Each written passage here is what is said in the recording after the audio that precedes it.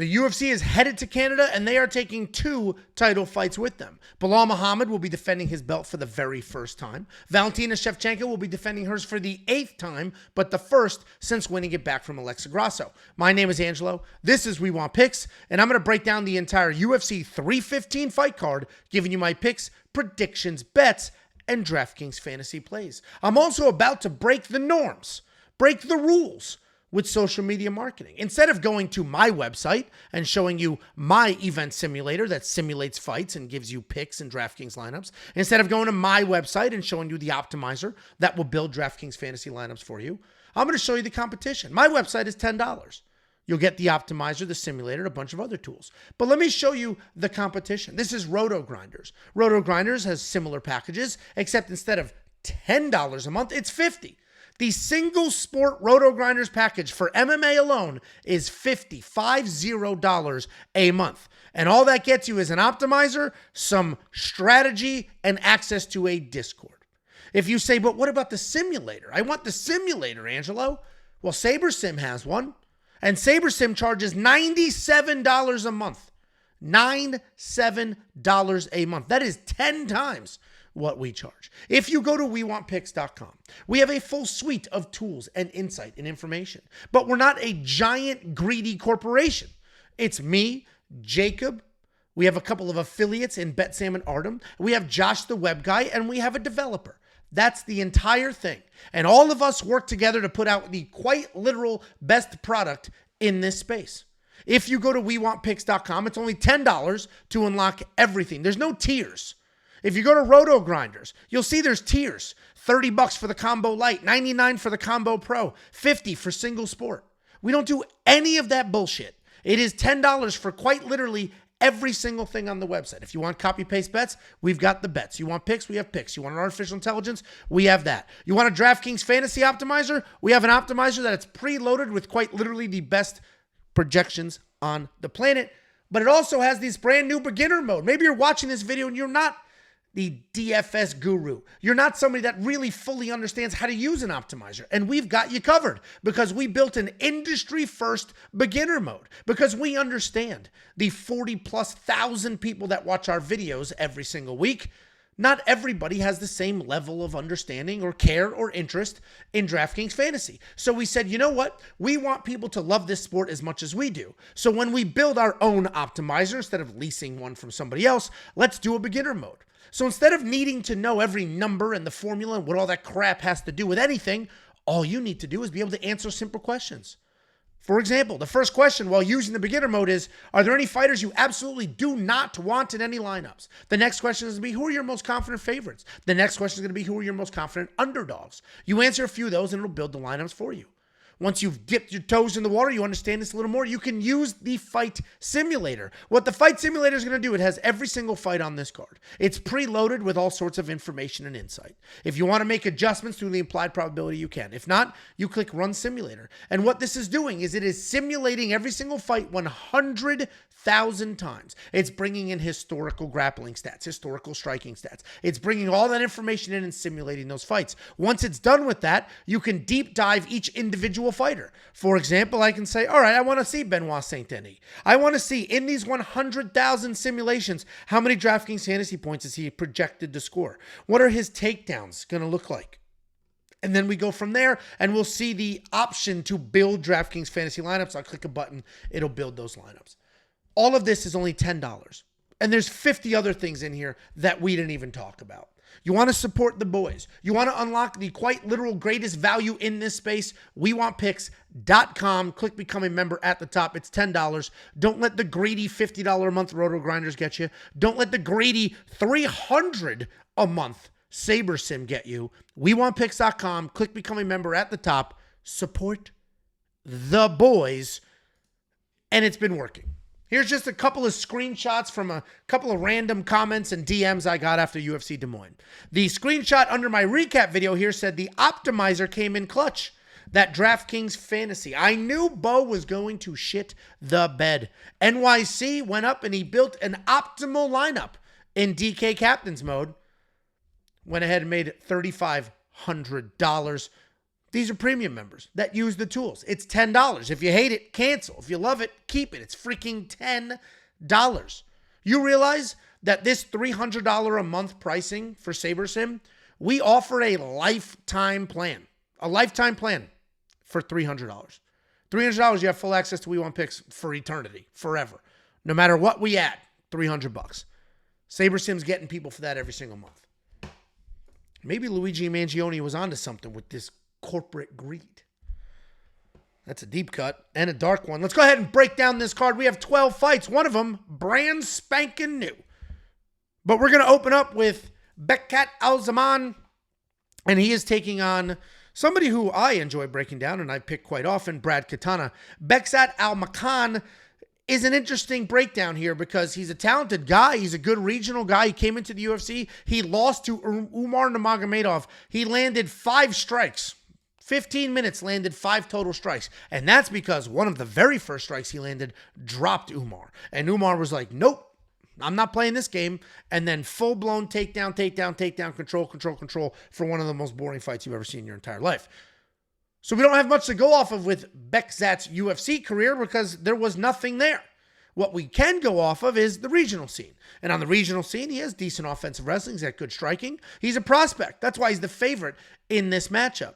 He will be fighting Brad Katona. Brad Katona is a guy that has been here. He has proven it. Brad Katona has won the Ultimate Fighter 2 separate times. He won it on his own, and then he won it on a comeback season.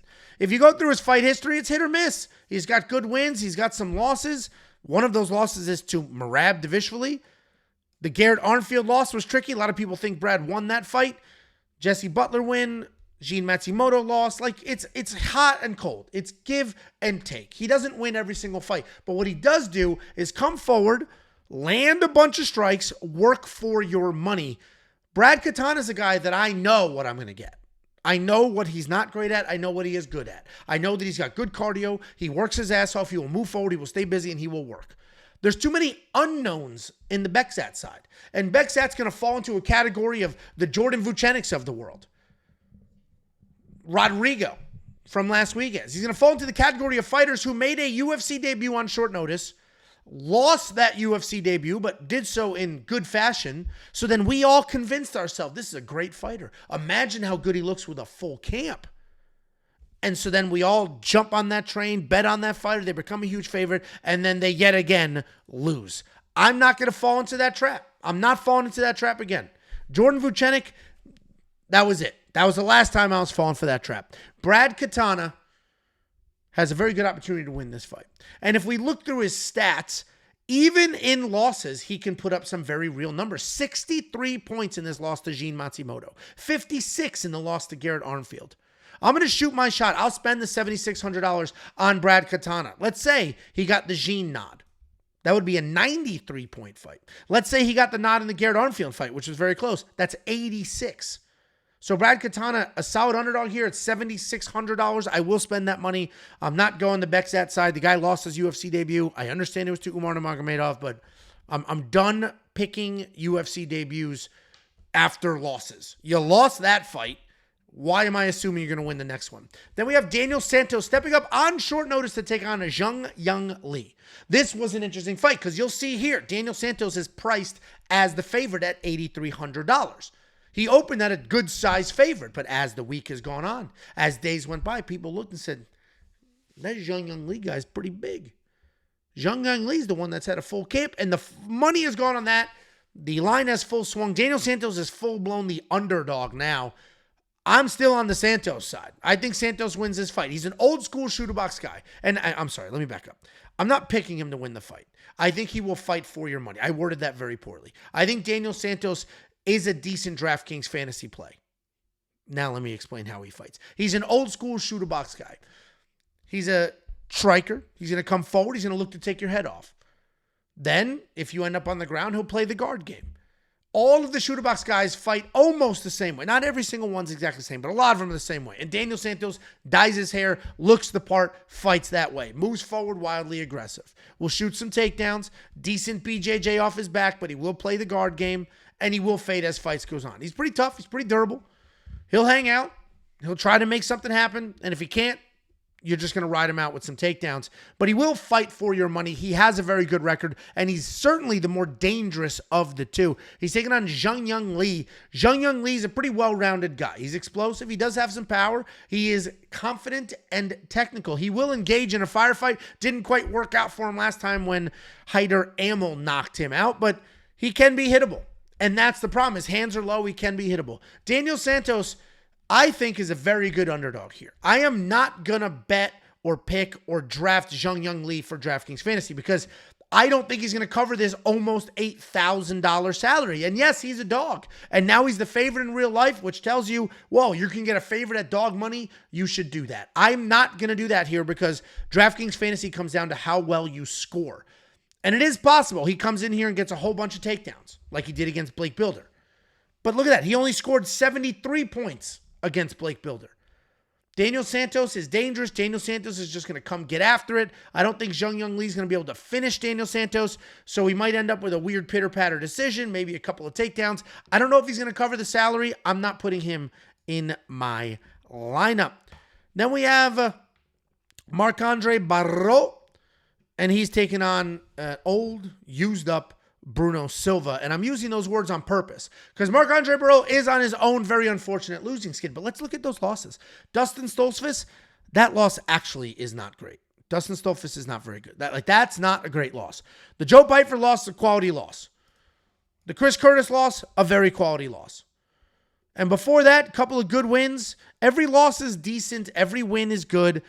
Marc-Andre Barriault is a guy that has built a nice little career for himself. He's not going to win a world title. He's not going to end up in the top 15 rankings, but he can do all the things. He'll move forward. He's very well-rounded. Got good kickboxing, good takedowns, good jiu-jitsu. He still cares about his career. He's still working towards something, and the ceiling will just be his physical abilities. If we take a look at the other side in Bruno Silva, he's on a 4-fight losing skid. And sure, there's some decent names in here.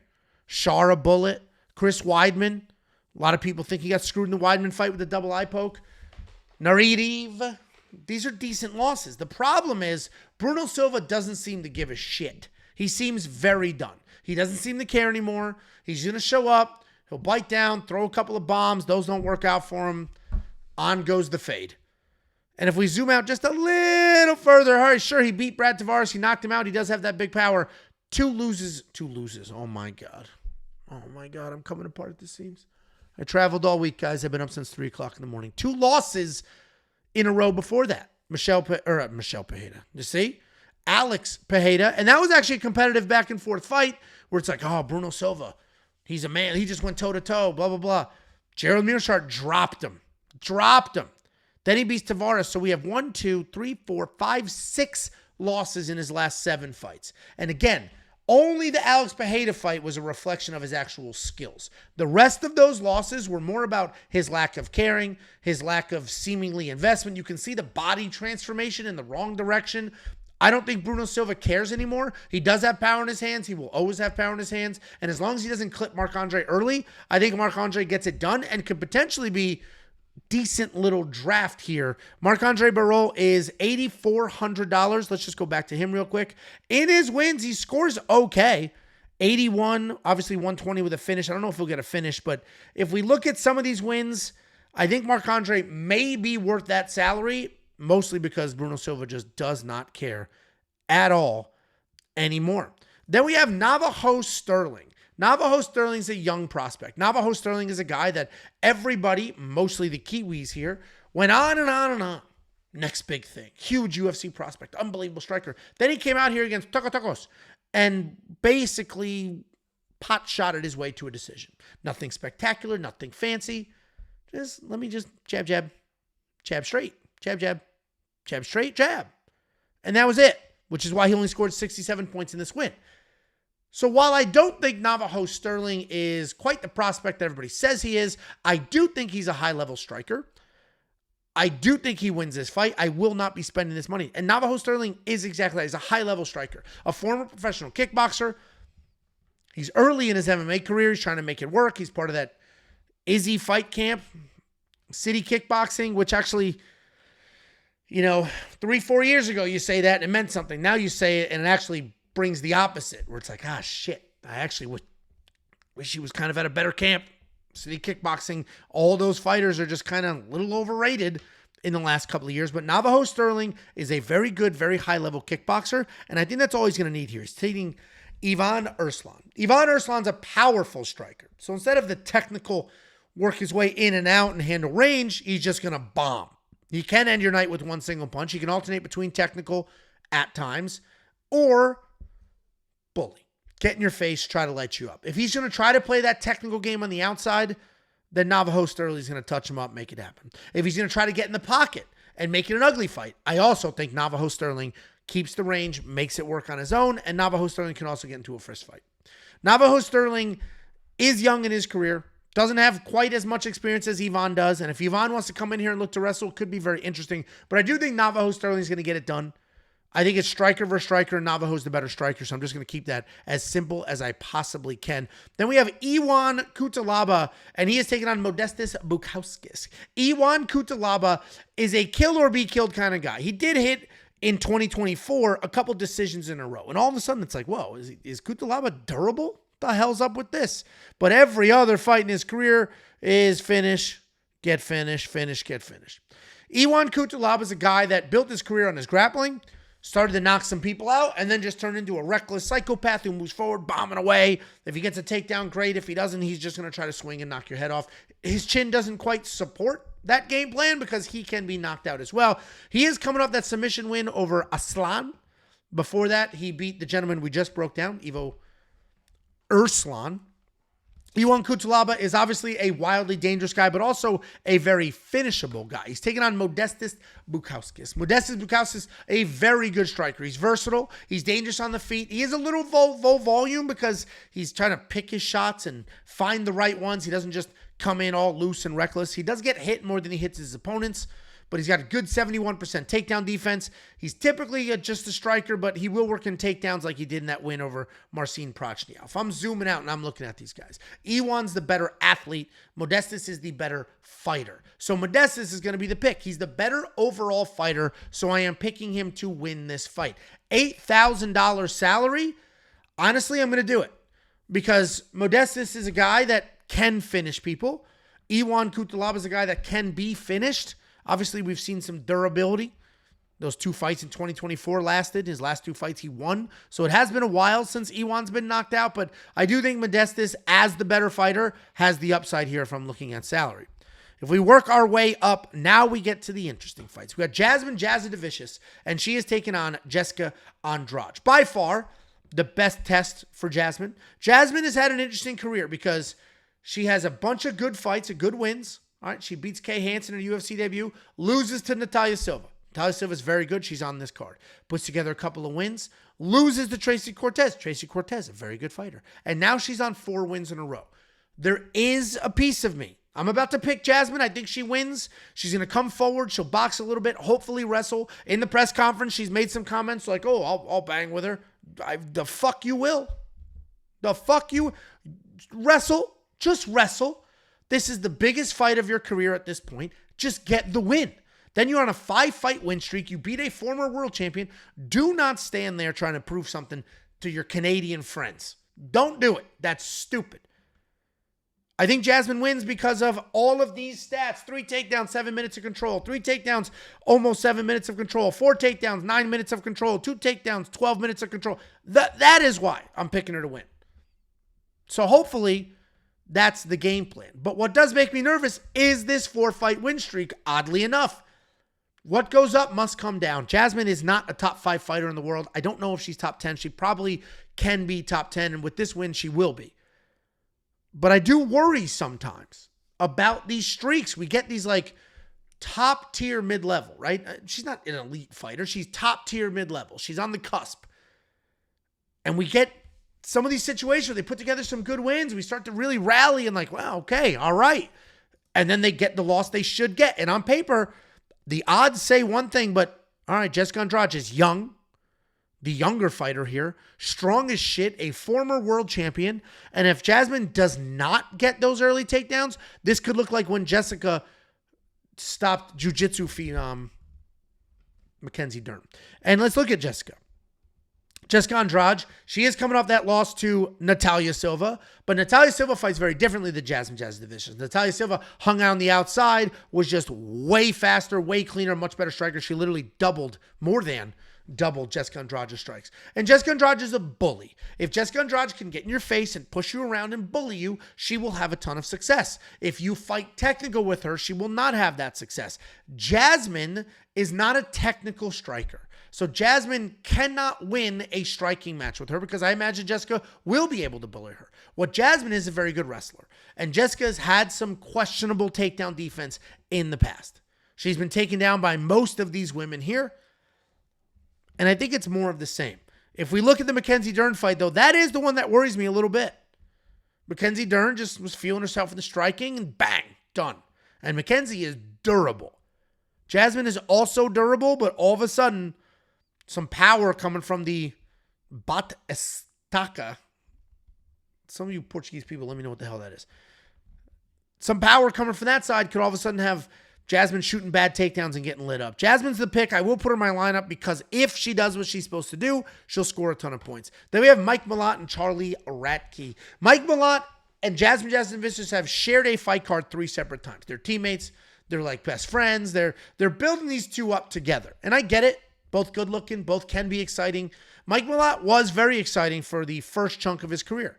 A knockout, a submission, a knockout. But this knockout was in the opposite direction. And that's when things turned for Mike Malott because he was beating Neil Magny. Got to the 3rd round, was winning that fight. Neil Magny ended up on top and just worked because he's not a pussy. And he smoked Mike. Mike Malott looked for any way out and he took that way. I'm done. And it was kind of a problem. And once you see somebody quit, it's hard to get that out of your head. But if I zoom out and I look at Mike Malott as a fighter, he's fast, he's technical, he's athletic, he's got power in his hands, he's got good wrestling, good jiu-jitsu. He's a very high-level athlete that started with no base whatsoever, so he puts it all together.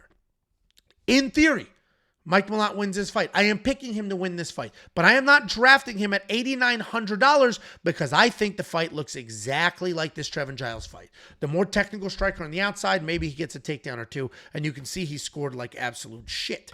If you take it on Charlie Radtke. Charlie Radtke's a guy that is made a name for himself saying wild obscenities on the microphone.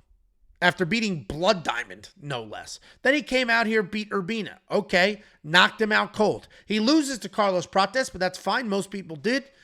Ian Gary almost did. And then he knocks out Matt Semmelsberger, sends him out of the UFC. Charlie Radtke is a jiu-jitsu guy with big power in his hands, but he's tough as nails. He's not soft. He will bomb away. He's not a guy you're just going to finish. He's not a guy who's going to back up or quit. He'll get in your face. He will fight you. If the body doesn't hold up, like in the Prates fight, it is what it is.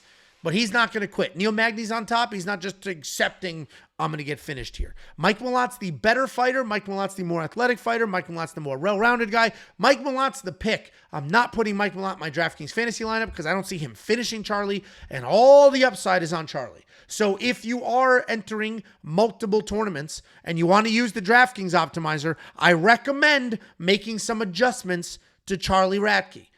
I would rather have more exposure to Charlie than Mike when building lineups. This will be preloaded with the ownership projections, and those are factored in when the DraftKings optimizer does its thing.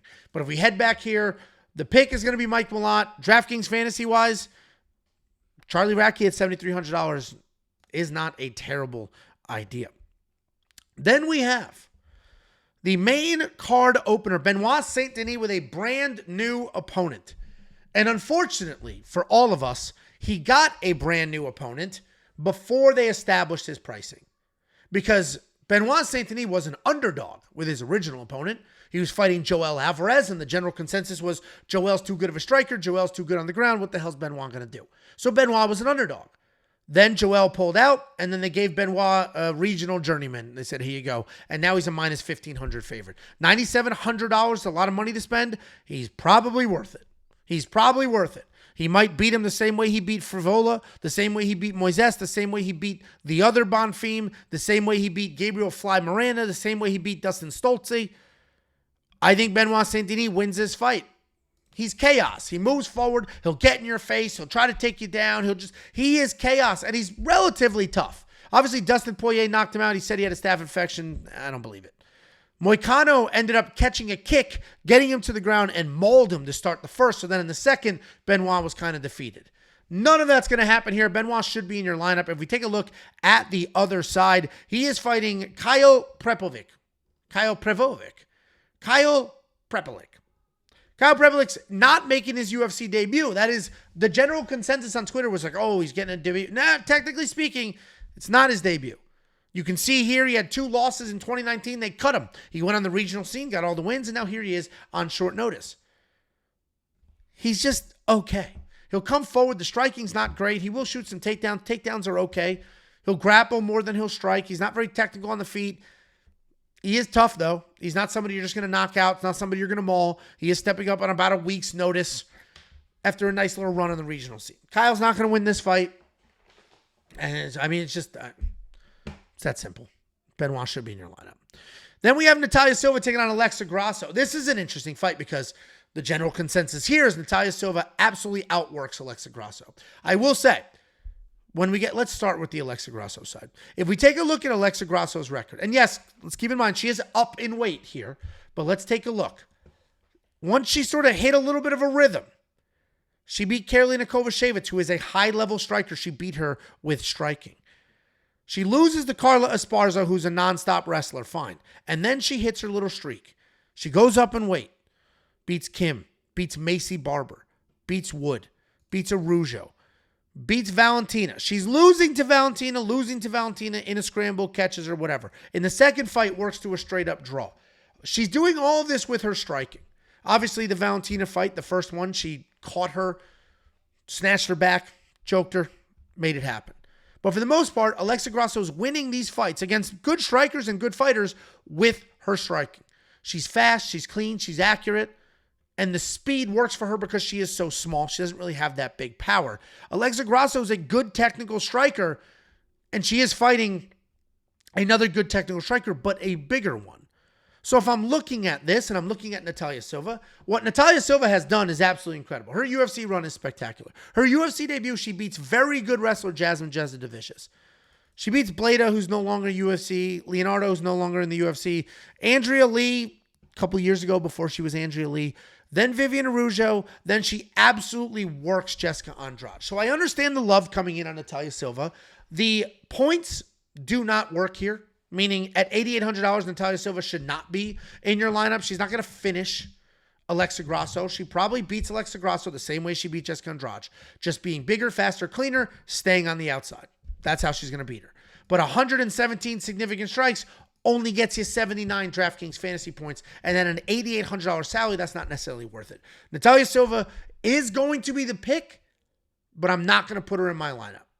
And if you like Alexa Grasso, $7,400, go for it. Hey, it's your DraftKings fantasy budget, not mine. Then we have Jose Aldo, all-time great, former 145-pound world champion, arguably the greatest 145-pounder that has ever lived.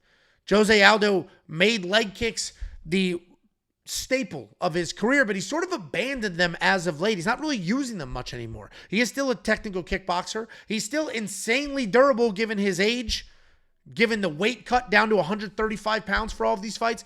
Jose Aldo is a very good fighter. And while he is old at a listed 38, I guarantee he's 40 or older. At an old 38, Jose Aldo is not really fading. And yeah, you're going to say, oh, he lost to Mario Batista. I would watch that fight back. A lot of people think that he won that fight. And it's not like he got dropped or wobbled or anything like that. It was just forward pressure, cage control bullshit. He beats Jonathan Martinez in his return to the UFC, and he lost to Merab in 2022 before taking that time off. Merab just held him against the cage. He defended every single takedown. 100% of the takedowns from Merab, he defended. Before that, he out-technicals Rob Font, Pedro Munoz, Chito Vera, obviously Piotr Jan, who, I don't want to say put the nail in his coffin because he had a nice little comeback there, but Piotr Jan is what made Jose Aldo look human. Jose Aldo's an all-timer. I actually think he can win here. Problem is, Jose isn't necessarily worth his money anymore. Even in that win against Jonathan Martinez, which was a very straightforward win, a very clean, very straightforward, not close, not very competitive win, Jose Aldo only scored 74 points. He is taking on Aiemann Zahabi. Aiemann Zahabi, that's a lot of W's. He's not the highest level of competition, though. Richie Lang, Munoz, Bajarat. I don't think he won that fight. Ricky Tercios. Aiemann Zahabi is a guy who has benefited from high-level training his entire life. His brother, his older brother, Firas Zahabi, started TriStar MMA, trained George St. Pierre. Lots of high-level Canadians have come out of that gym. Aiemann Zahabi is not spectacular at anything. He's got decent striking. He'll play the outside game. He'll be technical. He's got decent takedowns. You don't really see a lot of them, but they can be there. The takedown defense is certainly there. It's at 79%. He's got good fight IQ, and I mentioned he's very well trained. He just beat Pedro Munoz. Pretty straightforward win. Landed 109 significant strikes. Danced around, made it happen. But again, even if Aiemann wins, this isn't a guy that scores particularly well. He's not going to finish Jose Aldo. So we're in a weird situation where this is likely a low-scoring fight regardless of what side you're on. I am on the Jose Aldo side. I think there's some juice left in his career, and Aimann's just not dangerous enough and not a good enough grinding wrestler. So we're going to end up in a striking match, and Jose's the better striker. Then we have the co-main event of the evening, Manon Fiorot, with her first title shot against Valentina Shevchenko. And if we take a look at Manon's last fight against Erin Blanchfield, she scored 107 points in a 5-round decision win. This could look similar. Now, we could all look stupid. This is MMA. This would not be the first time that everybody was on one side and we all just looked real fucking dumb. Okay? So that could be the situation here.